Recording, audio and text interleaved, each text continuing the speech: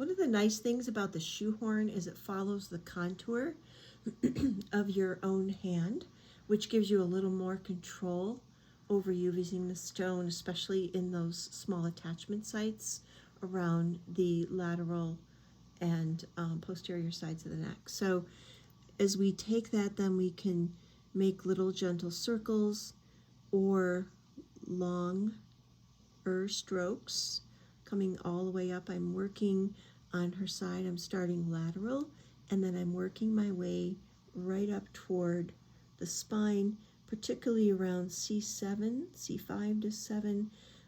Oftentimes will be really tense and create a lot of numbness and tingling in the arms. So you can use this and release some of the fascial adhesions, gives you lots of control. You can turn it different ways and administer some more therapeutic treatments.